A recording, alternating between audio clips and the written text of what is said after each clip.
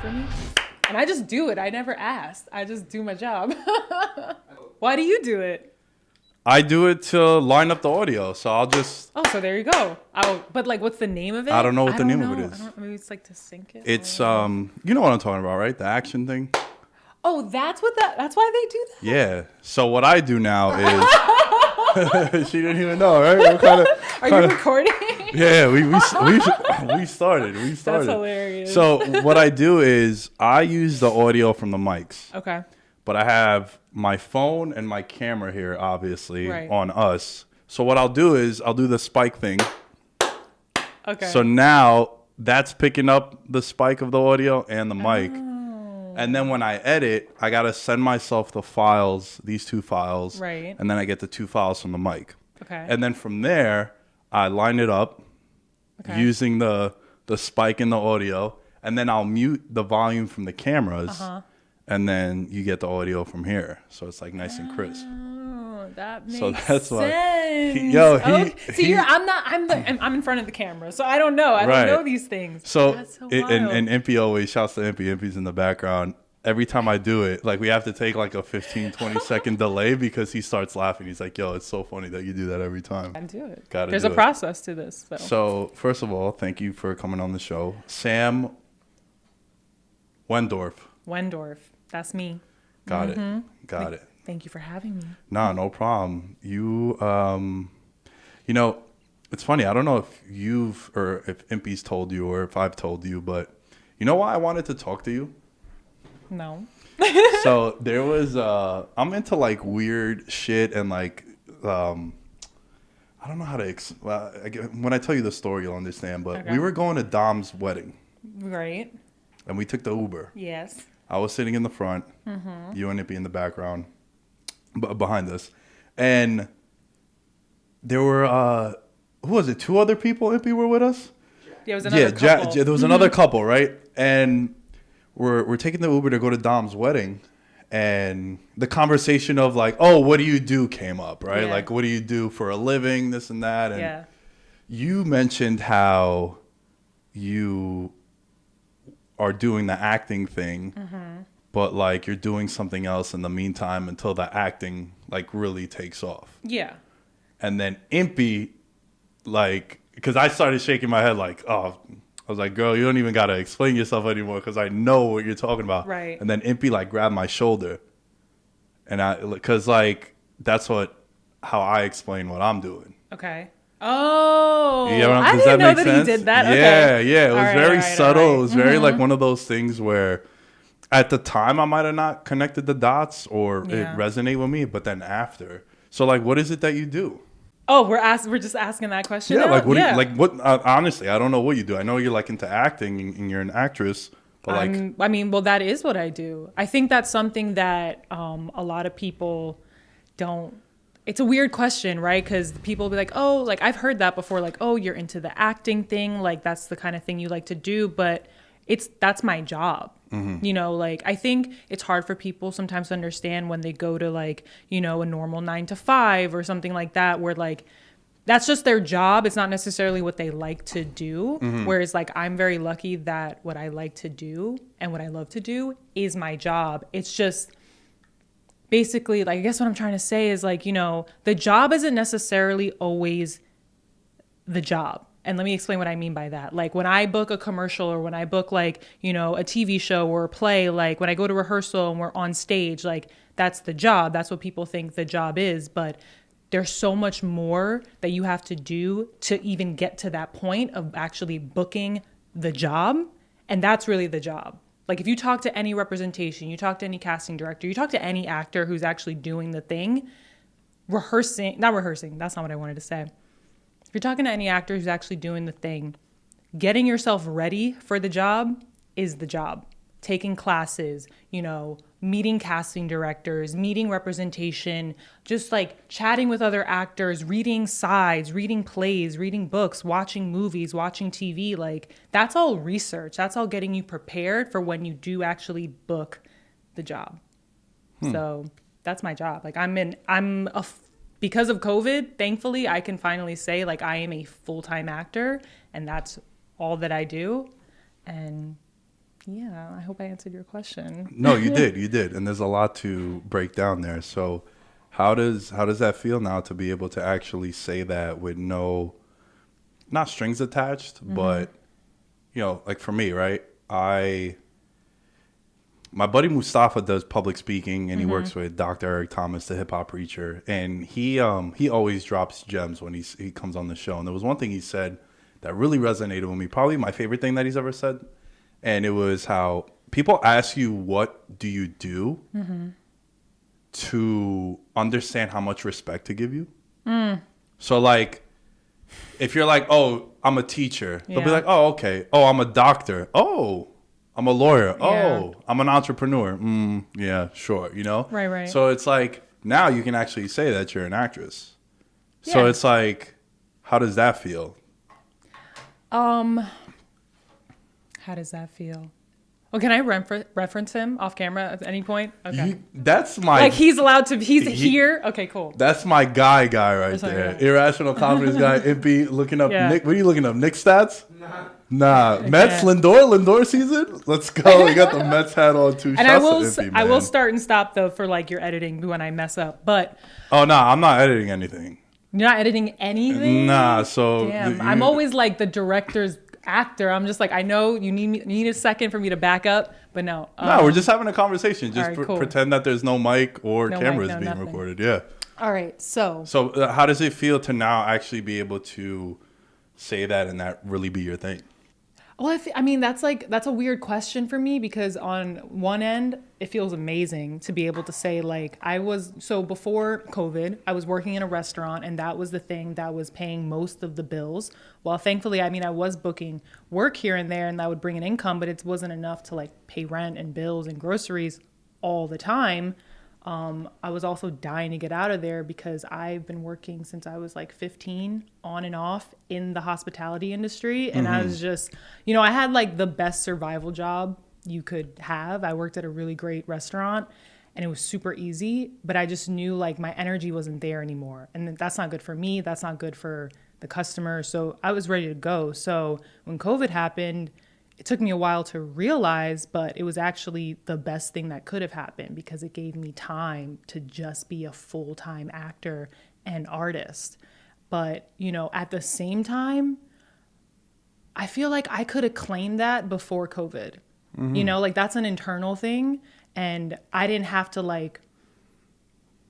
There was something inside of me that felt like I had to tell people, oh yeah, I'm an actor. Oh, but I'm also a server. Like, that's my survival thing. Like, you know what I mean? Like, there's like a shame in there as well. And like, that's not necessary. I didn't have to do that, like being an actor means, for me, I don't need anyone else's permission or approval to say that I'm an actor, whether or not I actually have like a booked role right now. This is what I am, and this is what I do. It doesn't matter what you think about it. So, and the only reason I referenced Impy was because it's so weird calling him that. I call him Anthony. I'm like, who is Impy? Yeah, there was one time he introduced himself as Anthony, and I had to do like a double take. When was that? It's weird, right? Because my group of friends, like, we have Davino. His name is Anthony. No one that I know calls him Anthony. They call him Davino. Right. His lady calls him Anthony. You call him Anthony. So like, it's always been Impy. You know what I mean? So it's just a weird dynamic. No, there. I feel it. And especially like during COVID, it's like, we don't see as many people these days. So like every once in a while when we do see someone and they're like, hey, Impy, like it makes me, I do a double take. I'm like, who? But now I know who they're talking about. No, I remember this one time, like over the summer, we had gone upstate to his family's lake house. Oh, I know all about it. I haven't caught an invite for like 6 years now. It's crazy.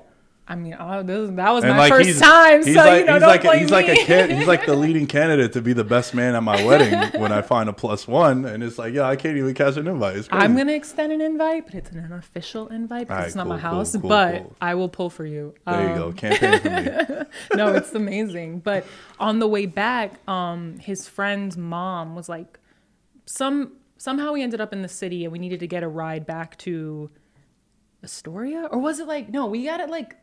His friend had like this weird like rental that we had to drop off in Jersey and then get picked up by his mom in Jersey to come back to the Upper East Side. And then we took an Uber to Astoria. Anyway, the mom was asking us like, oh, what do you guys do? Da, da, da, da. And I didn't answer right away. And Impy, Anthony, said, oh, she works at a restaurant. She used to work at the Polo Bar. And I just remember in that moment feeling like, oh, like I hadn't been working there in months. And I didn't feel like I still like belong. Like that wasn't like what should have been the describing factor or I don't know the word I'm looking for, but it just didn't resonate well with me. And I remember afterwards telling him like, maybe we should like not say that to people anymore when they ask what I do, because I don't do that. I don't want to do that. And I'm an actor. That's what I do. So when people ask, let's just go with that. So that was my story.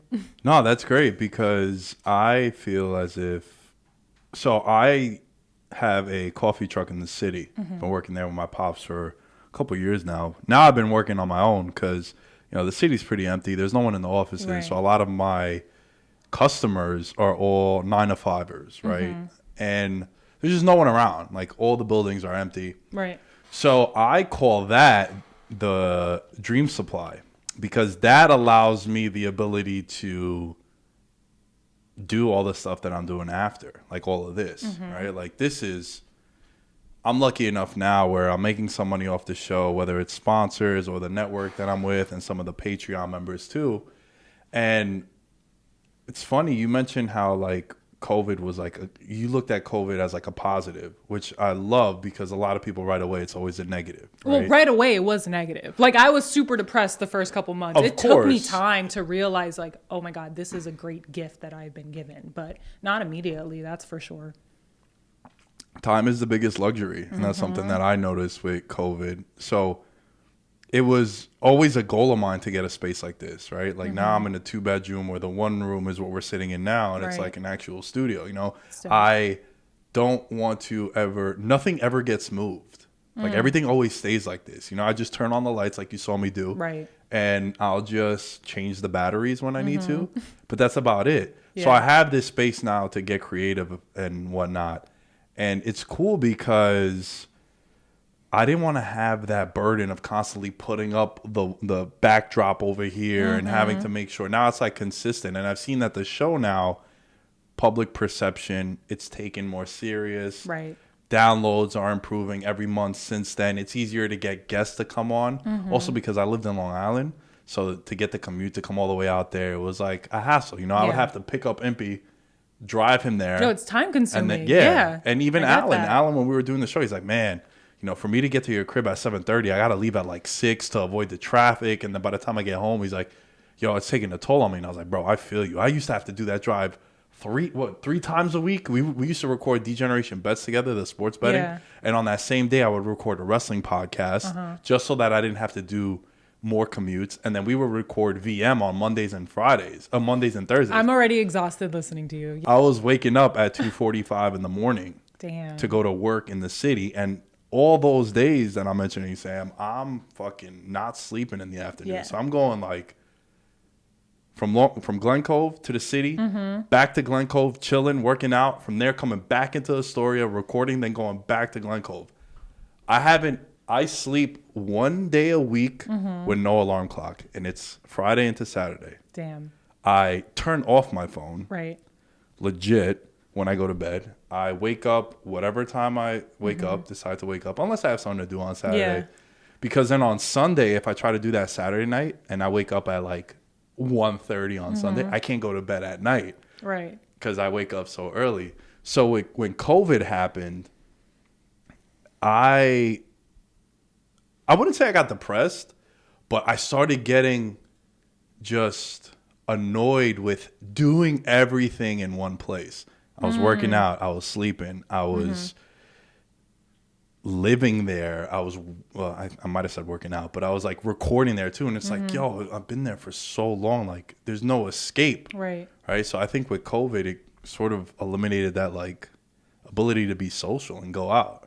Yeah. And just also like, your body, it's like there's like this jolt reaction because Anthony knows, like, I didn't even have a day off. Like, even on my supposed days off, I had to go into the city. I had auditions. I had, like, all of these things that I had to do. I had to, like, record self-taped auditions at home, and like I have to do the setup. Like I don't have like the space that's my own yet, but you know, every day was something. And then if it wasn't, you know, I'd work on like Friday night, and I would get out of work at like 11, and then I would take the train back to Astoria. I'd go to his place. We'd sleep. We'd get up early to have breakfast together, and then, or brunch, and then I'd go back to work. And that was just like, and then I was in school, and then I'm like, there's just all these things. And like, when you're in it, you're always like, damn, this is so much. Like, I'm tired. I'm exhausted. I'm running all over the place. And then COVID hits, and all of a sudden you're like forced to sit still, and you're just like, what is this feeling?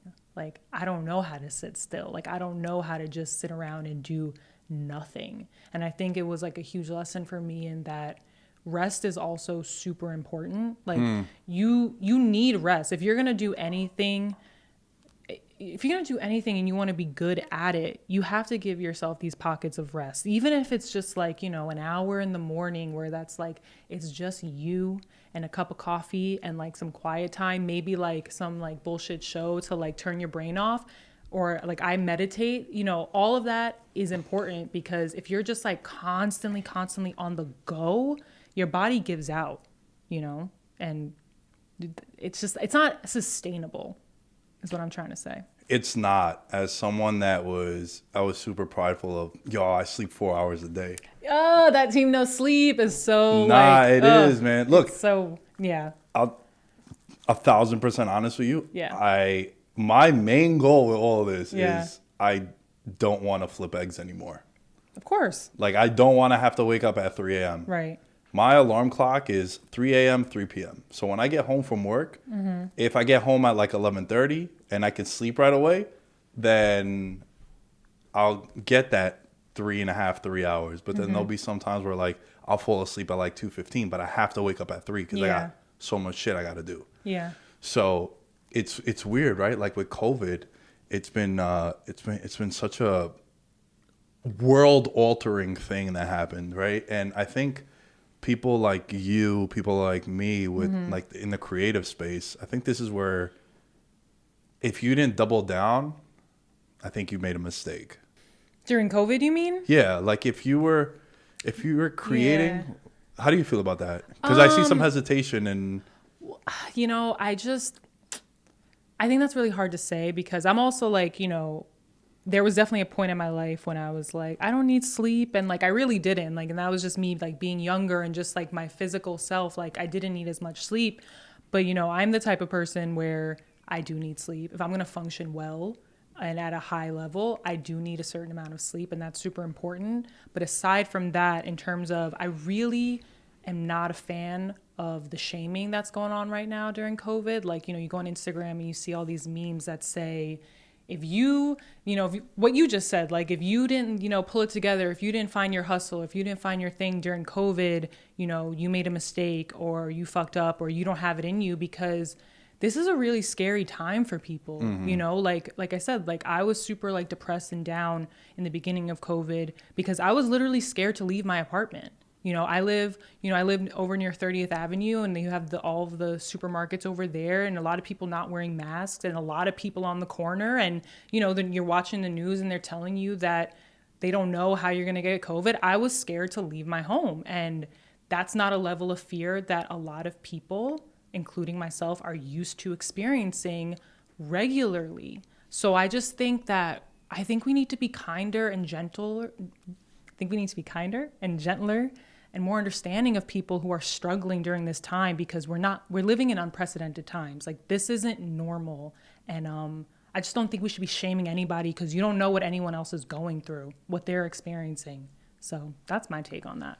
Yeah, it's weird because I've seen the impact happen close to my family. Like, my business is about 70% down from what it used to be. Right. And I also, you know, I've been pulled in so many different directions the last couple of years. Yeah. And I finally got a food truck. I still haven't been able to use it. Really? It's still in Jersey. It hasn't left the lot because the moment it leaves the lot, the financing comes into play, and like business is just not good right now. Right. So the money that I was making, me personally, like what my pops would pay me and the money that would be left over for me, I'm still making that, but it's not good for like my family.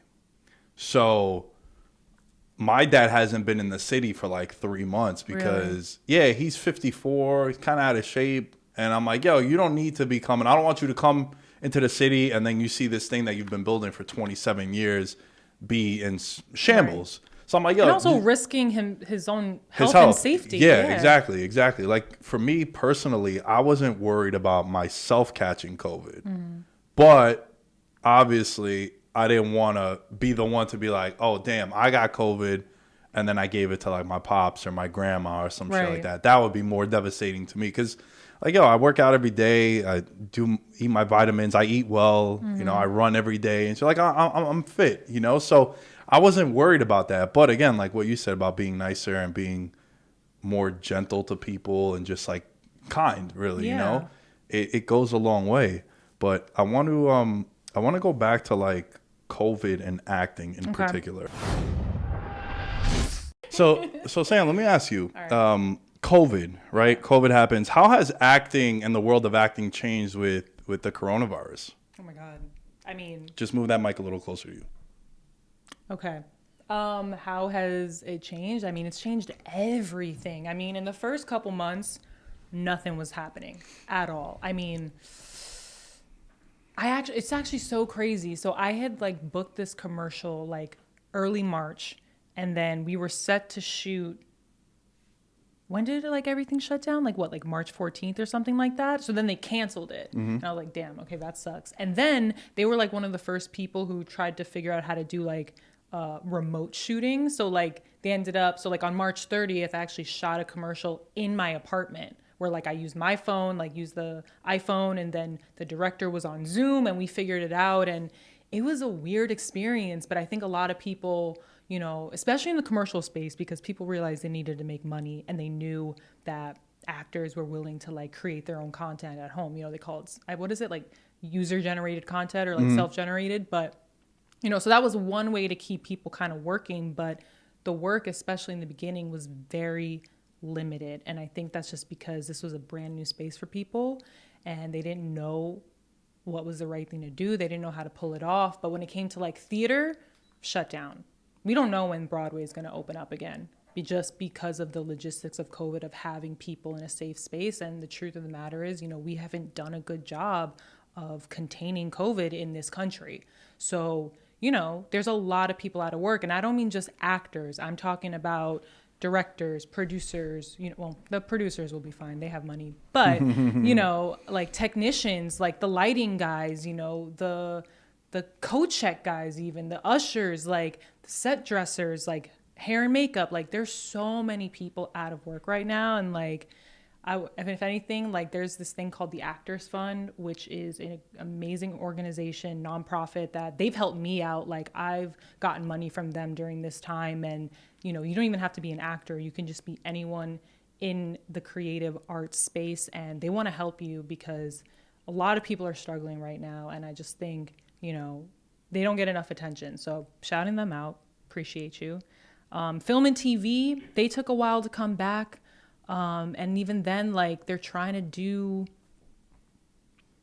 it safely, and it's hard, you know, because it's just, you just never know. Like, you know. Yeah, and there's so many moving parts. Yeah. You see it in sports. Like I'm surprised that, I mean, at the time that we're recording this, I don't know exactly when it's going to go out. That's why it's more of like an evergreen, not like a time sensitive subject. But, you know, it's before the divisional round of the playoffs. The NFL fans, they know what I'm talking about. And I was shocked that the NFL made it through the season because my take in the beginning was sort of what you were saying about the acting thing, where it's not just the actors, it's the coat check guys, it's the valet parking people, it's the waitresses, if it's in like a, you know, a Caroline's on Broadway, right? Or if it's on like Broadway, something of that nature. These are major industries that have so many people contributing to it. Yeah. And everyone's out of a job right now. I mean, but they're like with sports, you know, they are, when, you know, film and TV, they are casting and they'll do tests, you know, they'll make sure that if you do book the role, and everything is off self-tapes now. Like for a lot of shows, you used to be able to go into the casting office and into the audition room and like be with the person. They don't want that anymore. Like that's not happening. Everybody's working from home.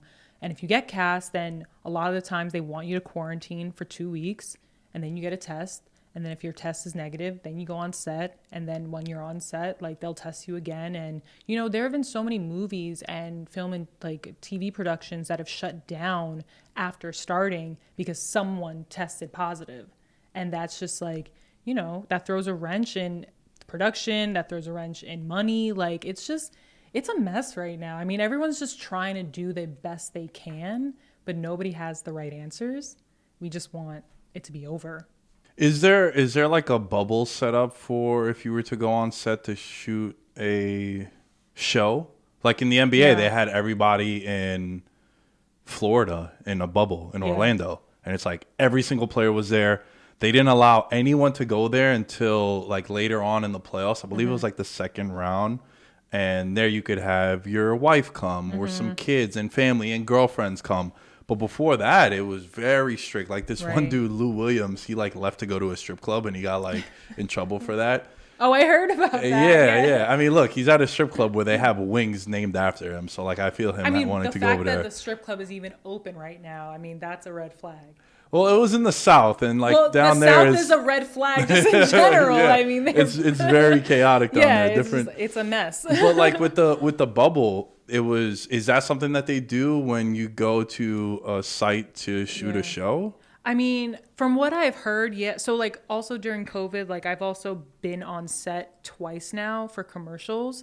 And that was just more because it was just like a 1-day thing. I had to get tested right before the shoot and show that my test came back negative, and then we were allowed on set. And it was interesting because when you're on set, like now they make sure like when you go to like craft services, like the table with the food and drinks and stuff, I wasn't allowed to touch it. I had to ask a PA to grab me anything I needed from the table. I had my own individual lunch box with my name on it with exactly what I needed.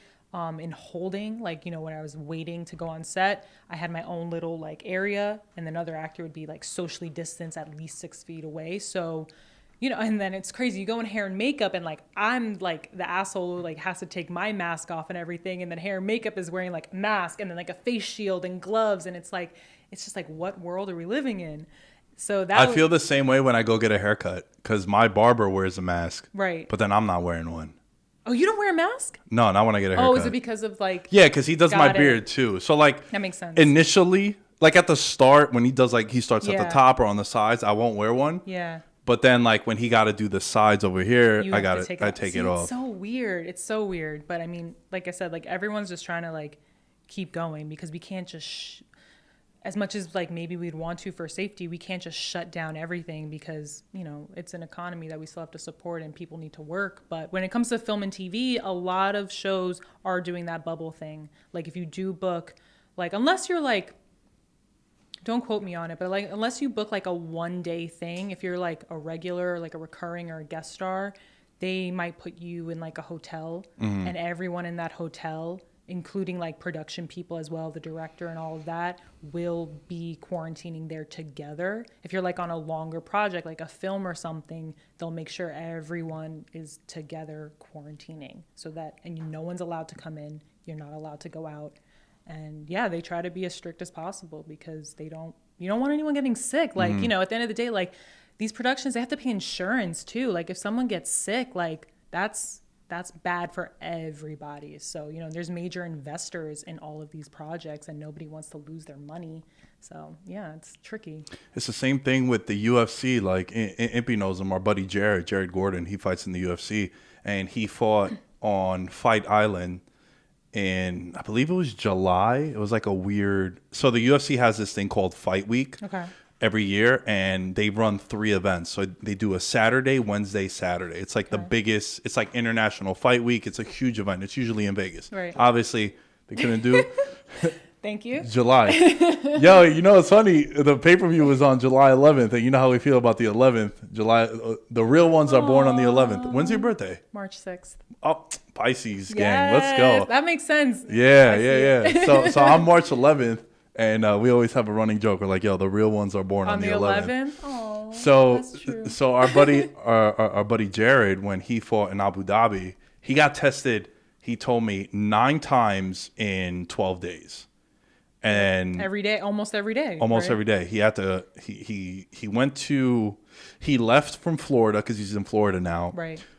Got tested, quarantined for a day, went to Vegas, got tested in Vegas, quarantined for 48 hours, got on a flight to Abu Dhabi. When he lands, gets tested, quarantines for 48 hours. Okay. From there, gets tested again. Then there's the weigh-in, gets tested. Then it was crazy. He's like, yo, it was, even for me to come back, he said after his fight, he won his fight, he had to get tested another 3 times in order for him to leave to come back to the States. Damn. So but at least they're doing that though. I would rather be over tested than under tested. Yeah. Personally.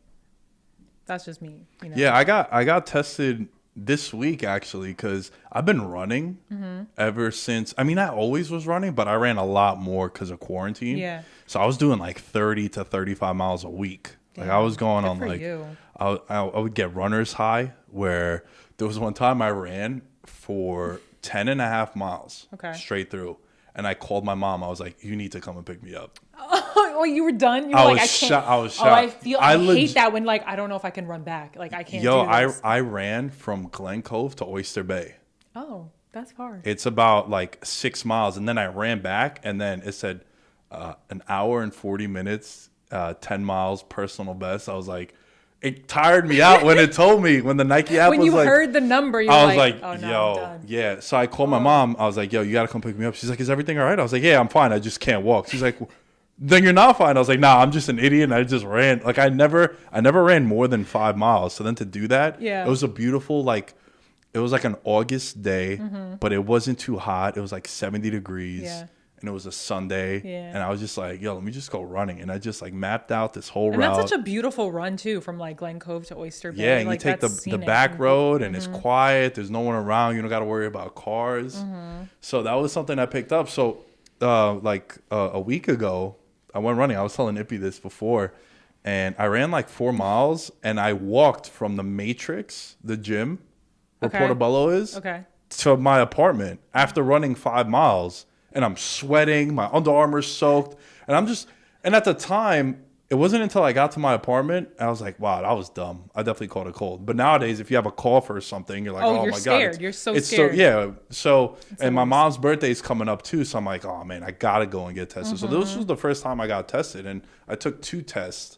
And I did like the PCR, and then I also did the rapid. So both were negative because I also had people coming in. Like you're in here. Yeah. I had 2 people come in the other day. Alan came in also. So again, it's all about like being responsible and just caring about others in that sense. You know, that's really what it comes down to. Like I totally understand when people are like, "Well, I'm not worried about myself." Well, I mean, I understand it. I mean, I get it to a certain extent, but you know. Like you just said, like it's about caring about other people. If you're gonna go out in the world and like be around people, put on a mask. Just worry about other people besides yourself for once. You know? Yeah. Let me ask you this: Did you grow up in New York? Like you're born and raised in New York? I grew up on Long Island. Long Island. Yeah, that's right. You mentioned that in the past. What? And now you live in Queens. Yeah, I live in Astoria. Okay. How do you feel the city is right now with COVID? So weird. Weird, right? It's so weird. And tell me how you feel about this. Okay. Isn't New York City a place for creatives and a place for people to, like, a lot of people move here because they're chasing something, right? Yeah. And I meet a lot of people that are not born and raised in New York that come to New York, and you kind of put up with the bullshit of living in a 1-bedroom studio paying $1,500, and it sucks. It's insane.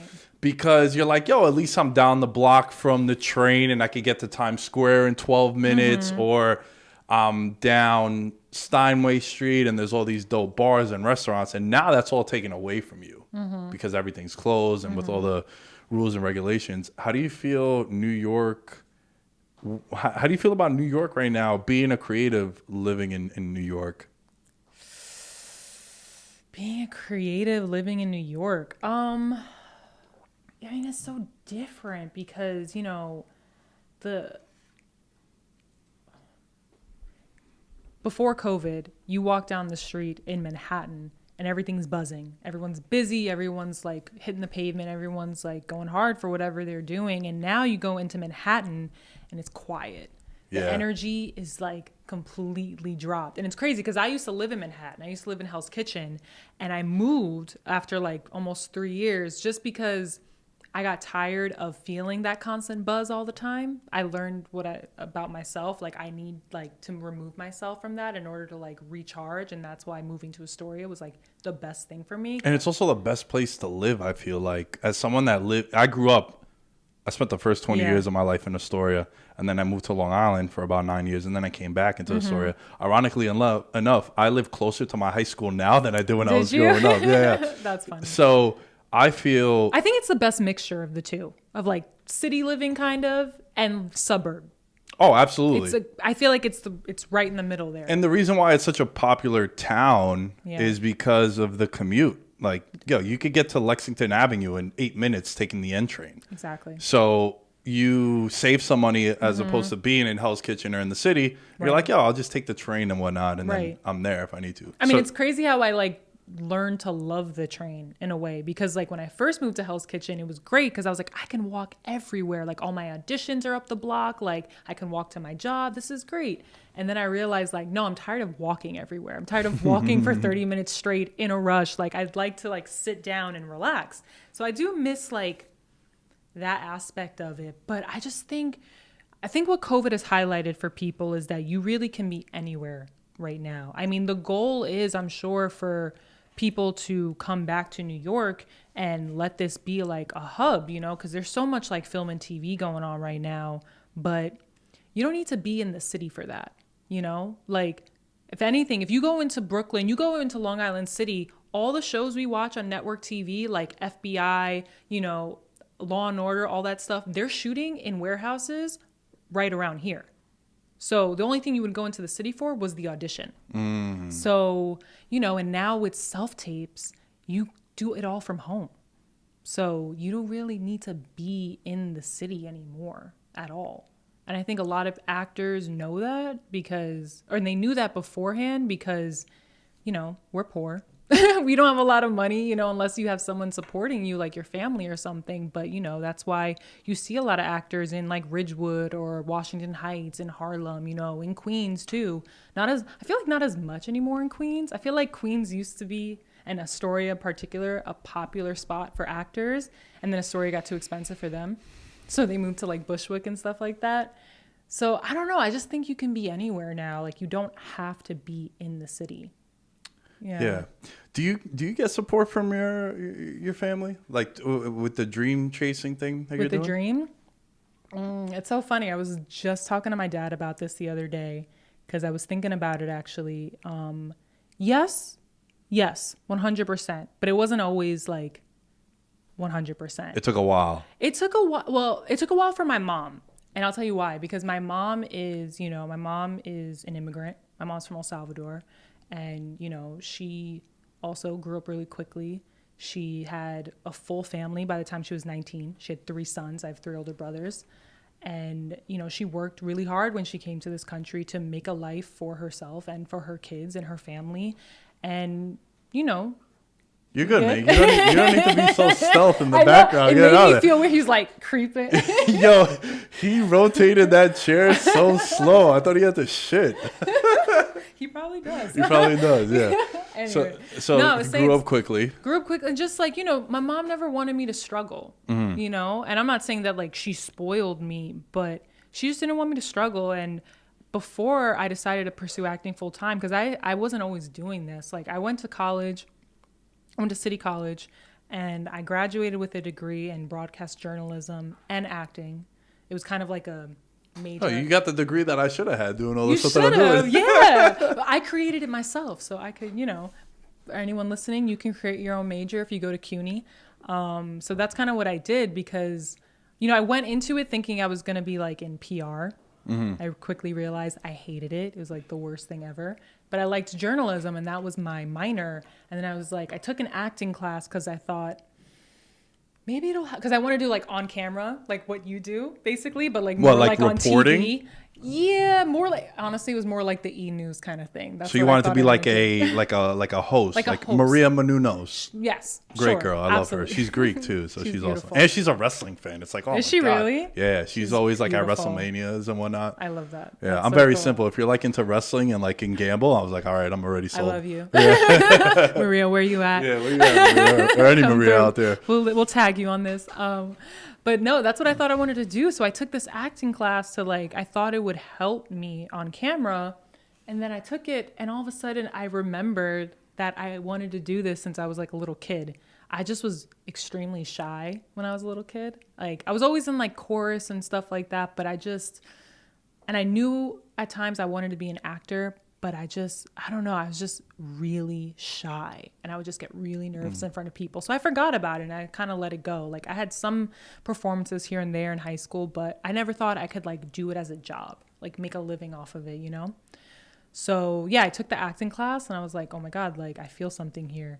And then I got the major, and that's what I thought I was going to do. But, you know, going back to that whole like hustle and like always being on the go and that grind, like I had been that way since, like I said, I was 15.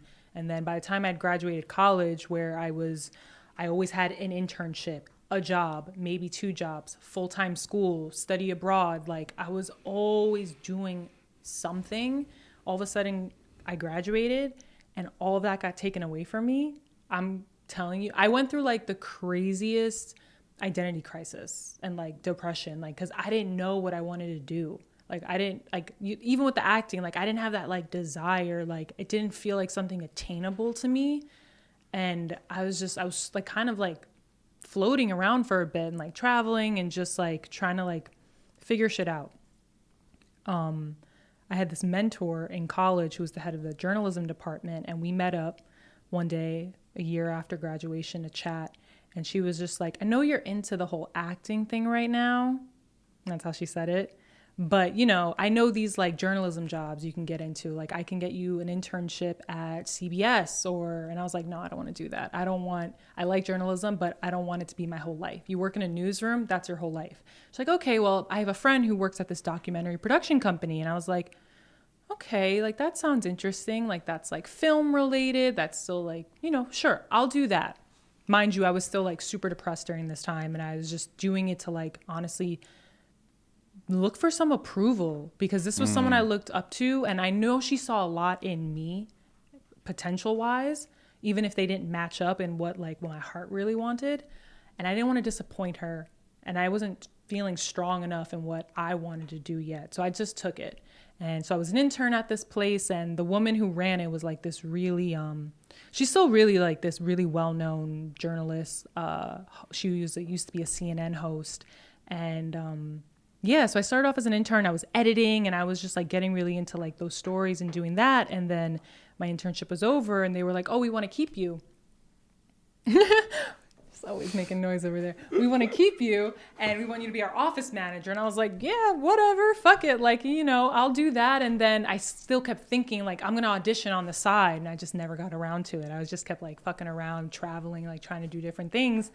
And then a few months into that, the CEO's executive assistant quit. And then I was just covering while they were searching for a new one. Then a couple weeks into that, the CEO was like, no, I want you to have this job. And I was just like, you know, she's like, this would be great for you. Like, it could line you up to be a producer one day. Like, this would be amazing. And like, this is like, I'm not going to say her name, but this is like a really, really well-known person. And so again, getting that cosign from them was validation in a way. Exactly. It was like another thing. It was basically what happened with my mentor. It was another person who was like really up there and was like, I can see you doing this thing. And because I didn't have that inner strength to be like, no, but that's not what I want. I said, even though I knew this is going to be my whole life, I'm going to be miserable, I just took it, because I thought security, like going back to my mom, you know, that whole idea of security, being safe, and like this was like on paper, this looked like a really good job and a really good opportunity, even though something inside of me was like, this isn't what you want. But I took it, and then a year into that, hated it. And I remember sitting down, I was telling my dad about this the other day, I was sitting down at a Panera with my mom, and I was telling her, I'm like, I'm just really not happy. You know, like, I think I want to maybe go back to acting. And, you know, And this was like the universe talking to me, because one day I was standing outside my office and a friend of mine who I had been in an acting class with was walking down the street. And I was like, what are you doing here? And she's like, oh, I'm in this conservatory across the street. And I was like, this feels like a sign. So I was like, maybe I just need to take one more acting class and just see how it goes. And I did. And I realized, like, nah, this is the only thing that makes me feel alive. Your parents supporting you, or like even your peers, right? Because, dude, I still don't get support from my parents when it comes to this. Because, yeah, like you said, your mom's an immigrant. My dad too. You know, my dad came over here when he was 21. Yeah. My mom at 22 had me at 24. So like, he was. The American dream for him was coming over here and like immediately, he was a mechanic in Greece. Okay. He was a really good mechanic too. His partner now is one of the biggest mechanics in all of Athens, like soccer teams he sponsors and shit. And like, that was like his guy. So when my dad came to the States, they were like, yo, you can open up your own mechanic shop, this and that. And my dad's like, oh, word? Like, yeah, I'll have my own spot. Come to Astoria. There's a lot of Greek people here and shit. And then my dad gets over here and they're like, oh, yeah, you need like $40,000 to start. They're like, wait, I thought someone was going to give this to me. And they're like, nah, bro, you got to. And then all of a sudden my dad goes into this job that he has now with like the donuts and the coffee. So he's like super old school. Like, nah, man, you got to. Mind you, where our spot is on 49th and Park Avenue. So all my customers are like wealthy, you know, like even the engineers that do the elevators over there make like six figures. Like this is like a legitimate, like, the I don't want to say the poorest, but like the guy that makes the least amount of money at my job is like $75,000, like, which is so crazy when I hear that now, customers. You know, yeah. So my dad was like, nah, you need that piece of paper. You need that piece of paper. So they don't get it, right? There's a song called Ghost by Kid Cudi, and he ends the song and he says, I hope they understand that I really understand that they don't understand. And I heard that, I was like, oh my God, he's talking to me with that. Right. And yo, I swear on everything, man, I heard that and I was just like, yeah, y'all don't get it. You don't get this new age of being able to become someone through the internet, just because it's not normal to them, right? Like being unconventional, it's weird to that generation. And I get it, you know, like I had a very, very similar conversation to the one that you had with your friend that you saw coming out. Oh, yeah. Because I had a friend of mine when I went to Queens College. So I went from Buffalo State. I transferred. I went to CW Post for a year. And then from there, like, I lost some scholarship money because I had 4 addresses in like 6 months. So it was like it was some weird thing I got flagged for. It was like very sketchy. They were like, you're shady. Yeah, exactly. Because like, we don't want to give you money. So I had my address was my Buffalo State dorm. Right. And then it was my address in Astoria. We were in the process of buying our house. Okay. So for that 6 months, my parents went and lived with my grandma because it was a long story with like the landlord of the old apartment we lived at. So we moved in with my grandma. So then I changed my address to my grandma's. Right. And then all of a sudden I'm in Long Island. So I've had 4 addresses in like 7 months. And they're like, yeah, yo, you lost your money. You're done. I owed all this money to CW Post. So I couldn't re-up for another semester until I paid it. So then I take a year off. And then I go to Nassau County. I get my associate's degree. From there, I go to Queens College. And I take a Greek class with this girl, Kathy, who I grew up with from like 141 all through Bryant. And then like we reconnected in college. And at the time, Impy and I were doing Veterans Minimum with the rest of the gang. And we would go and like grab lunch before class and whatnot, because I would have those like Mondays I'd be on campus at Queens from like 11 to 10.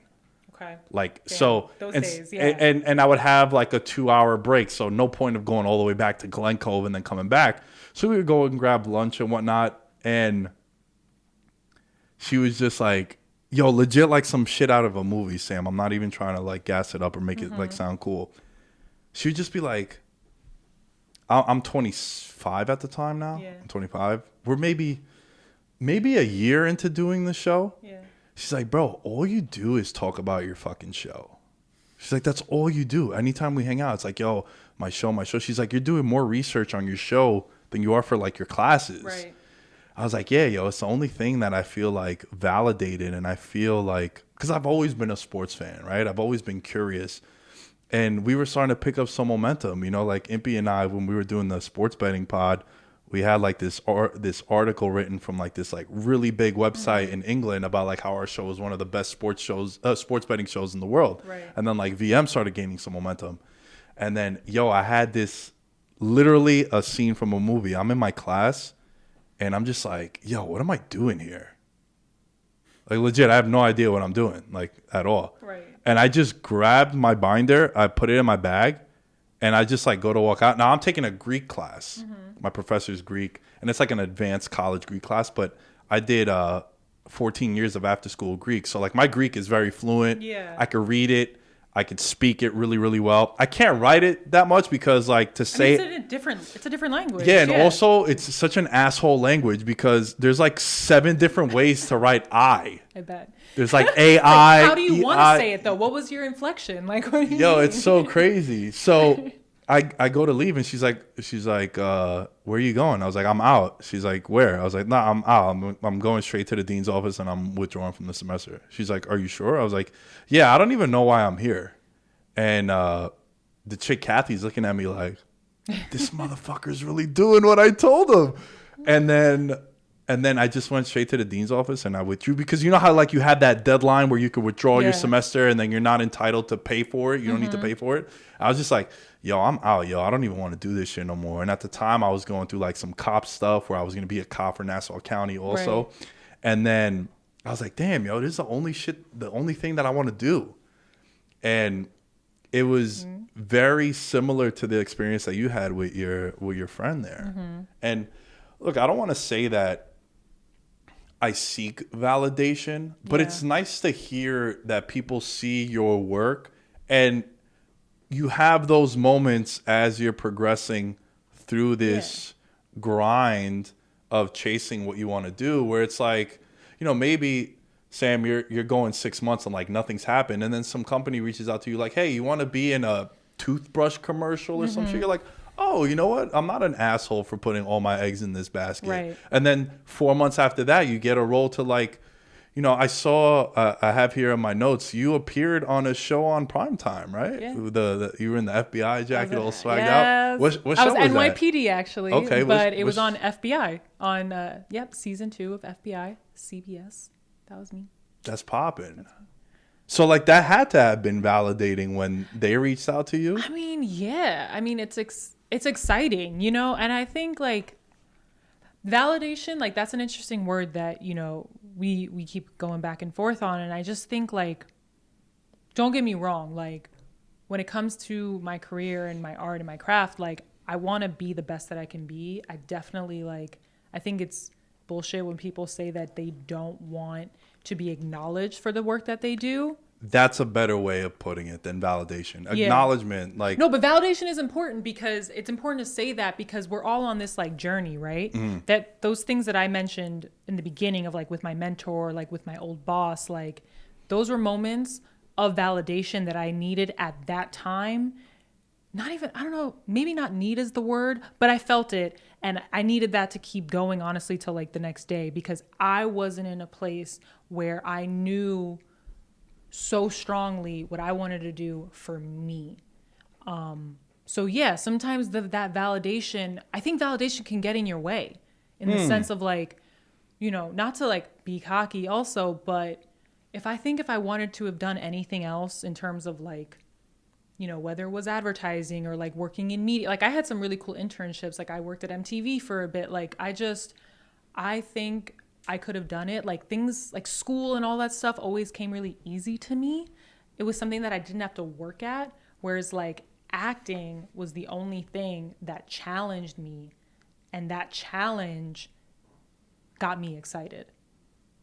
The fact that I actually had to put in work for this thing and, it made me think, it made me feel like I actually had to like bring something to the table instead of like, I just showed up and like, I just did this, like, not to say everything was mindless and all the jobs and internships I had, but it just came easier. And like, personally, I don't want easy.